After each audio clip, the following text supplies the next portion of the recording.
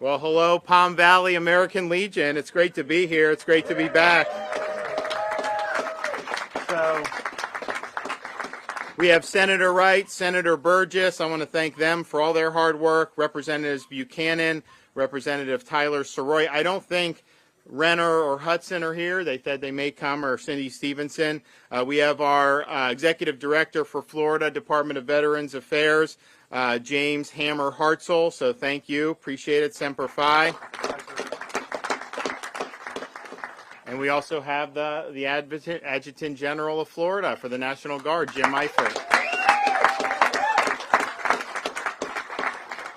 Where is Joe Marino? Are you here? Yes, sir. Where are you? Thank you, Executive Director, Veterans Florida. Caroline, the Commander here, where are you? Are you still? Yeah, thank you for hosting us. We really appreciate it.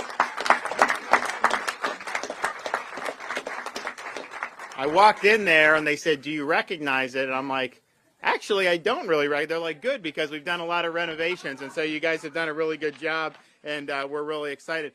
I also have my great wife, our great First Lady, Casey, here. We have our oldest daughter, Madison. Wave to the crowd.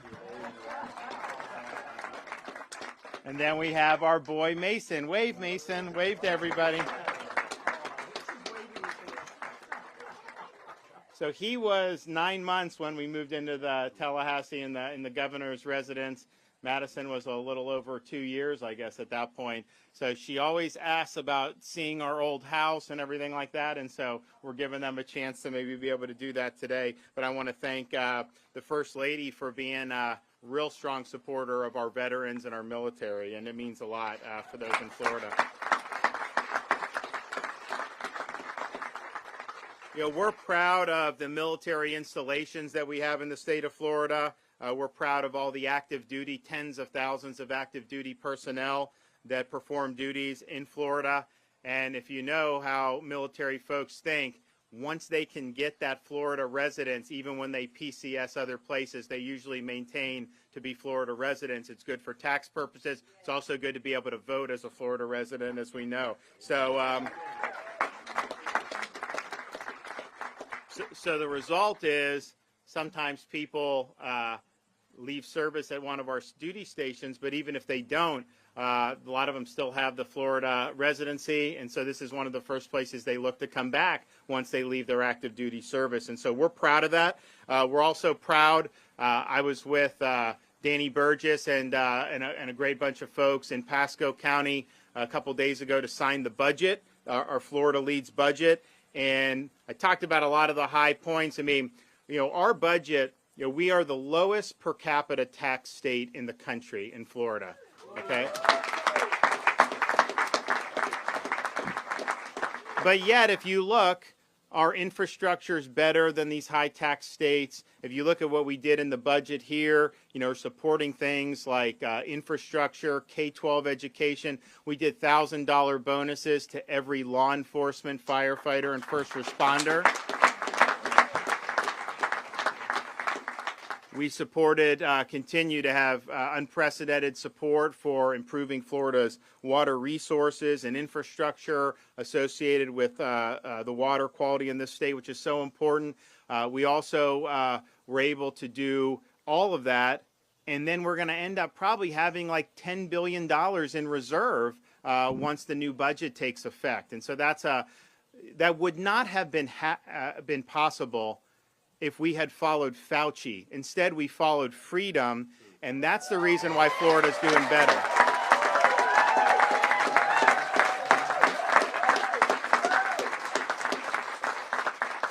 And so we're proud of the fact that our kids were able to go to school, people were able to work, our businesses were able to operate, and many of them now are at the point where they're doing better than they've ever done. And so we're really excited about that. But that was what we needed to do. We were called upon to make sure we were protecting people's rights and freedoms. That's what we did. And this budget that we're doing, we're probably in a stronger fiscal position from a budget perspective than we even were before COVID, and we were pretty strong before COVID. A year ago, if you would have said that, everyone would have said you were nuts. They would have said this is going to be a disaster for the budget. We're going to have a massive hole and all this other stuff. And we didn't know what was going to happen. I vetoed $1 billion. I vetoed a lot of their guys' stuff. I vetoed some of my stuff last year because we just didn't know. But I had confidence that that Floridians were going to bounce back. We started seeing that last summer and the fall, and things really started to do well. So we're in a much better position than anyone was able to predict.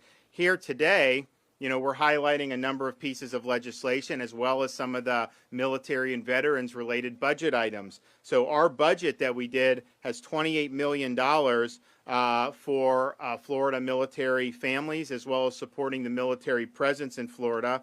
We did $2 million for Florida's Defense Support Task Force, $1.6 million for the Defense Infrastructure Program, $7.2 million for Armory maintenance, $2 million for military base protection, including additional security measures for National Guard armories, $4.1 million to support Florida National Guardsmen seeking higher education degrees, and $11 million to support scholarships for children and spouses of deceased or disabled veterans.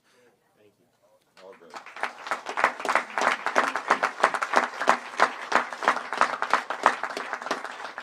Additionally, the budget includes up to $50 million to construct 2 new National Guard armories in Immokalee and in Zephyr Hills. So it's interesting how, you have a Senate president from Pasco County and they get an armory in Zephyr Hills. But we're happy with that. And so we've also partnered. So the budget support is strong, but we've also worked with the legislature to enact some, I think, pretty significant pieces of legislation. So the first bill I'll sign today is House Bill 429, Purple Star Campuses Bill. And under this bill, a military-connected child can expect, under the bill recognizes that under normal circumstances, a military-connected child can expect to move 6 to 9 times from kindergarten through their high school graduation. And some of you may have been, you run into people, where'd you grow up? Well, I was an Army brat, or I was in the Navy, my dad was moving around, or my mom was moving around. So we understand that reality. And we understand that people are coming and going from Florida all the time. We also understand that there are academic challenges that some of these students face as they relocate to new schools when their parents serving in the military is transferred. So this bill embraces military families and ensures access to Florida's world-class school choice options for every military-connected child. The Florida Department of Education, under this bill, will establish a Purple Star Campus program to identify schools that support military-connected children and to demonstrate a commitment to providing support to military families during their transition. So this will include designating a military liaison to directly support families, updating the school website with resources for military students and families, offering a student-led transition program to assist military students acclimate into a new school, expanding staff professional development training opportunities on issues relating to military students, and reserving controlled open enrollment seats for military-connected students to utilize to ensure school choice no matter the time of year that the military transfer takes place. So we think that that's a good piece of legislation, and we look forward to signing that. We're also going to sign House Bill 435 about veterans training and employment. And what we'll do with this bill is break new ground by becoming the first state in the nation to codify in law a statewide skill bridge initiative that matches service members separating or retiring from Florida's 21 military installations and from those across the country with Florida's boundless career opportunities. We're already hearing this bill will likely become a model for other states to use. This creates a statewide awareness and employment program built on the DoD Skill Bridge program through Veterans Florida, public-private created within our Department of Veterans Affairs, whose purpose is to attract and retain veterans and their families by connecting them to employment, training, and educational opportunities. The Skill Bridge program allows service members to gain workforce training with civilian employers while on active duty during their last 180 days as they transition out of the military, helping the folks that stand the post for us to transition from military life to civilian life is an important function that we need to be able to participate in, and I think that this is really going to be helpful to a lot of veterans. You know, when people are getting out, you know, DOD has different things, but there's not always been a great connection between DOD and the actual communities on the ground. They've worked different ways. I think this is going to help bring that together even more, which is really, really good. We also have and recognize the unique skill set that veterans bring to the table. So I'll sign SB 922, which recognizes that every year about 200,000 service members finish their military service and then re-enter the civilian workforce or enroll in additional education. This bill will authorize state and political entities to waive certain post-secondary educational requirements for employment for eligible service members and veterans. The legislation requires Florida governmental agencies to develop and implement a veterans recruitment plan, which will result in more employment opportunities for veterans. It also enhances preferences given to veterans and their family members when a numerically based selection process is used for hiring.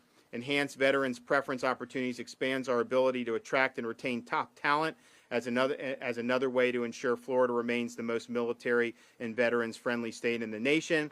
And since we're signing these bills today, I also want to let everyone know that on June 9th, when Florida's Career Source Board has their board meeting, which will also be right here in Ponte Vedra Beach, that as part of that meeting, the board will officially be voting on Florida's annual budget for its Workforce Innovation and Opportunity Act funding. This is funding that goes to agencies like CareerSource, the Department of Education, and the Department of Economic Opportunity. As part of this, 15% of the funds can be reserved by a state's governor for discretionary purposes to support innovative projects that enhance opportunities for employment and economic opportunity. So I've approved about $26 million as the governor's share for that plan, and we will have at least $7 million and maybe more dedicated to expand employment pathways and support services for Florida's veterans and for Florida's military spouses, and we'll be focusing specifically on homeless and disabled veterans. These $7 million in funds will provide targeted in-demand employment opportunities through career, training, and support services to active duty military spouses and veterans facing barriers to employment. So unemployment for veterans increased like everybody in 2020. Labor force participation decreased in 2020. You know, we want to get that back and rebound. Things are rebounding generally, but we want to make sure the veterans are leading the fore. So we are going to be able to use these funds to do a lot of stuff to help veterans: housing assistance, financial counseling, access to military benefits, mental health and substance abuse counseling, transportation, and child care services. So I look forward to them approving that plan next week. I think it'll be a really good plan, and I think it yet again shows that Florida is here to stand with the men and women who stood by us. So I want to thank everybody.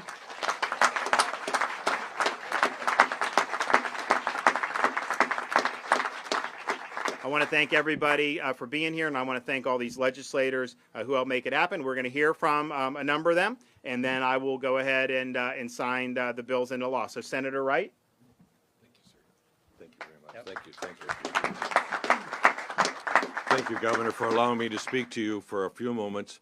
I just want everyone here to know that this governor is so veteran-friendly, and I am proud to serve under his leadership. As chairman of the Military Veterans and Space Committee here in Florida, we are dedicated to all of our veterans, all of our current serving military members, to make sure that Florida is, in fact, the most veteran-friendly state in the country. Thank you all for being here. All right. Good job. Danny? Good morning, everybody. It's an honor to be in our governor's neck of the woods. We had the honor of having him back in ours, and we still owe you a pie. We forgot to get the pie from Sunrise Eatery, so I promise we'll deliver on that soon, guys. But when the governor charged us with embarking upon our Forward March initiative, which seems like an eternity ago, these were the things that we learned as we traveled the entire state trying to find where there were gaps in services, where there were areas where we needed to make sure that we were better supporting those who served us. And so, you know, you hear a lot of things where we say we're the most veteran-friendly state in the nation. You go, and it's true, thank God, but it's true because of action. Because it's one thing to say it, and it's another thing to take action. And we are very blessed to have a governor and a speaker and a Senate president who ensure every day that we're caring for those who cared for and looked over our shoulder and cared for us. And so these are products of those initiatives, of those discoveries, and that drive and desire to make sure that not only are we the most veteran-friendly state in the nation, but that we make sure that as veterans are starting their lives after service, learning how to take that uniform off, because we do such a good job of teaching them how to put it on, we don't necessarily do a great job of teaching them how to take it off. And so we here in Florida are hoping to be that landing pad, that place where veterans and their families know they can come and they can start their life after service, and that we want their skills, their unique abilities to be here in our state. The 922, the SB 922, I'm so proud of that bill. And it was an honor to work with Representative Buchanan on that, because that bill came from a constituent named Chris. I've known him for years. He's a Navy veteran. Chris is an amazing advocate, a great speaker, an upstanding citizen, and a great advocate for veterans. And he wanted to apply for, and did apply for, and interviewed for a position that would have allowed him to advocate for veterans, to be a peer-to-peer type position. But because he didn't have his degree, he was barred from being able to have that position. And it's not that they didn't want to hire him, it was just that barrier. And so 922 allows governments to waive that barrier when they feel like they have an otherwise perfectly qualified candidate for that job. And so it was an honor to be able to bring something that we learned from home and to carry it up to Tallahassee and get it done. So I just want to end with, I'm so glad, Governor, that you mentioned veteran spouses. We all know that our spouses are the backbone of the military and allow us to be able to do what we do on a daily basis. And I think the same thing applies in a lot of realms of service. And so I think, being back in your hometown, Governor, it's only appropriate to recognize our amazing First Lady, Casey DeSantis.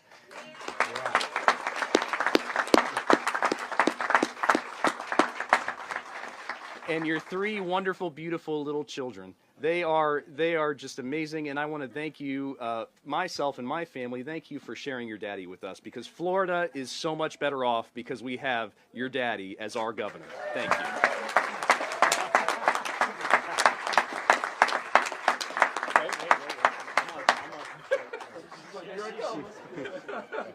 So cute. Good morning. I want to thank Governor DeSantis for helping ensure that Florida remains a very veterans-friendly state. It was an absolute honor to work with my Senate counterpart, Senator Burgess, on this very important piece of legislation. Today is a true win for our veterans here in Florida and for the state. Creating more opportunities for our veterans is what it's all about, while continuing to diversify our government entities. So I'm just so proud to be here with our governor, my Senate counterpart, and thank them for their involvement in this. Thanks. Appreciate you. Tyler? Thank you very much, Governor DeSantis. Ladies and gentlemen, I'm Tyler Soroy from Brevard County. I have the honor having in my county Patrick Air Force Base, which is now our Space Force Base. Right here in the state of Florida. It's a pleasure to be with you all today as we renew Florida's commitment to being the most veteran-friendly state in the nation. And the more that I hear you speak, Governor, I really do believe that we should make America Florida. Thank you very much.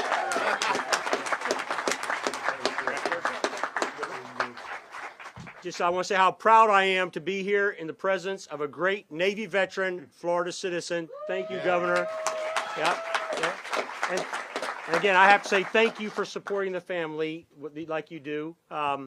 We are the most veteran-friendly state. I want us to also be the most veteran sought-after state in the nation. I want every veteran to want to come and live in Florida because who and what we do for our veterans, their families, their wives, and their kids. Right? That's what we need in Florida, because those are great Americans. They're good citizens, and I want as many of them here as possible. Thank you very much. Thank you, Governor.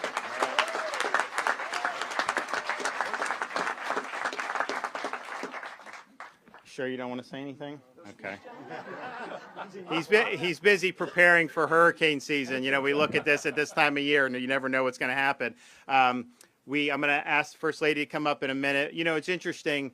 I think about this area. When we got married, we bought our house. It was like 2009. The market was at the bottom. So then we moved to Tallahassee, and we were just like, we didn't know. So we sold the house, made a lot of money. But if I had just left it vacant and just, I mean, everything's going up so much. I mean, we're totally priced out of the market. So, but we appreciate it. We also appreciate all these guys that have worked hard to support our veterans. And you know what? The people that wear the uniform in our country, they deserve our support and respect. But so do the people that wear the blue and support our public safety every day.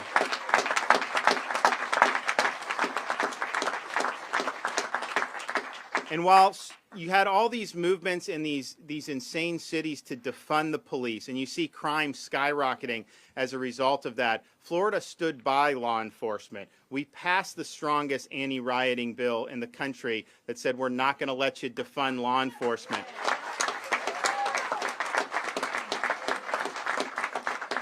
And while they were trying to defund law enforcement, we said we'd fund them and then some. And these guys in the legislature approved at my request $1,000 bonuses for every law enforcement, fire, and first responder of the state of Florida. So we're proud of the accomplishments. We're going to sign this into law first, but first the First Lady's going to come up. And I think this is going to be Mason's first ever bill signing. Madison's a pro at it, so you can kind of come up. All right, here, why don't you stand on this side of Dad? So we practice this. So you know what they say about practice. We'll see how it goes. But some people are saying, why are you tempting fate bringing two small children, obviously, to a press conference with cameras where things could go a little awry. But I think it's really important for our family just to say thank you to all of those who have put on the uniform and have served their country with honor and distinction. And not only that, to the families. As a wife of a Navy veteran, a sister of an Air Force pilot, the sister-in-law of an Air Force pilot, the granddaughter of a Coast Guard veteran who served in World War II, it just means a lot. And so it's honestly an honor and a privilege for our family to be here to say thank you, and thank you to the legislature for signing this historic legislation. So thank you.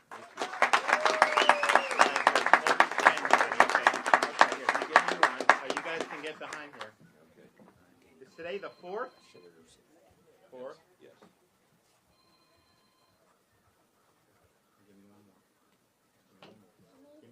Mason, give me one. Love it. Awesome. Awesome. All right. 1. All right. 4. 2021. All right, buddy. You got one for me? He put his paw print. Yeah. All right. He's like, I have to give the last one. He's like, I like this. Oh, yes. Okay, last one. Good. Okay, here we go. All right. We only have 2 left. We only have 3 left. Okay, Mason, can I get that one, buddy? Okay. Good job. All right, last one. I got to sign the last one. Thank you. All right, we've got 1. 2, hold that. Mason, hold that. Can you hold that? There we go. All right. There you go. Well, good job. All right. Now, here's some of these pens for the people. Here's some of these pens. There's over one put up there. Hey. Give these pens away to these guys. Ask who wants a pen and hand it to them. Thank you very much. If they want one, give them one. Just one. Yeah. All right, now give over here. Governor, they're natural. I know. All right, one more. Okay, who else needs one? Anyone else? You got one? Well, you get 2. Oh, you get 2. Oh. Okay. High five. We don't Give me need five, buddy. markers in the government. There's only last one. Why don't you take it? You want to keep one for yourself? Okay. Yeah. What do we do? Here we go. Good luck. Okay. Well, they did a great job. We're really excited about it, and so I want to thank the kids. All right. Do we have anybody a question or two before I leave? Yes, ma'am.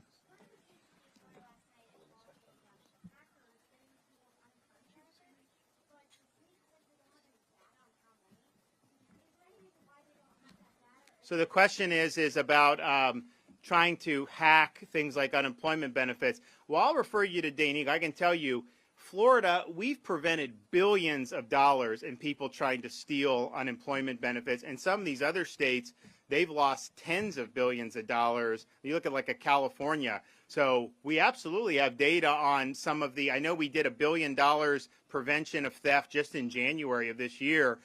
So we'll refer you over there. But this has been a constant issue because people realize that there's an ability to get a lot of money. So they create fake identities. They go in there. And that's one of the reasons why when you do things like unemployment, there are some people to say just anyone that signs up, just give it with no verification. The problem with that is that you end up, that's tens of billions of dollars that would get put out.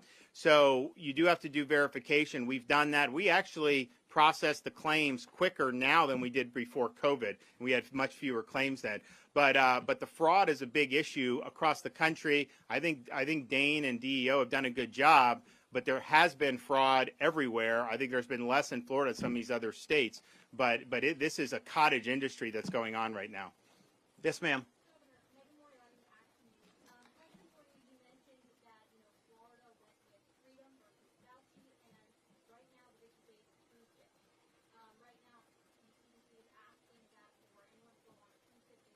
They're not asking. Let me just be honest. What the CDC is doing, this is why we sued them. The CDC closed cruise ships for 2 weeks, they claim, last March, and they're still closed. They will issue these fiats. It has no basis in science and certainly no legislative authority for them to be doing this. So they did a conditional sail order in October, and you physically couldn't sail a ship under those conditions.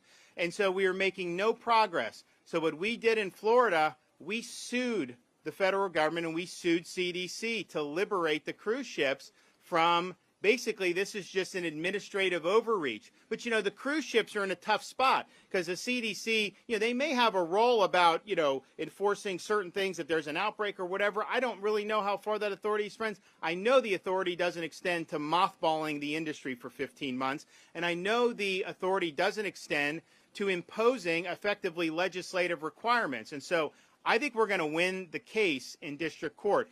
There was a mediation attempt. We were basically saying, honestly, just let them sail. Fine.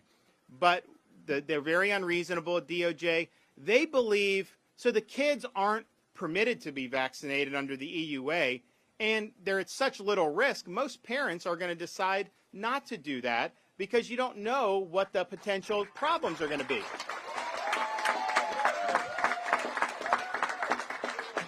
But CDC says that you have to have 95% have to be vaccinated. That means you cannot have families going on these. And so they're issuing those dictates. And so if we win the case, it opens up. They will all sail out of Florida. They will all do it consistent with Florida law. We are not worried about that in any way, shape, or form. But just understand, this bureaucracy needs to be brought to account. You can't have a bureaucracy that's just going out and issuing these rules on the fly. They literally said, if you're sunbathing on a cruise ship, you have to wear a mask. Really? I mean, give me a break. And I think now with Fauci's emails, and you see all this stuff, it's pretty clear that a lot of this stuff was fly by the seat of your pants guidance. This was not based on hard data.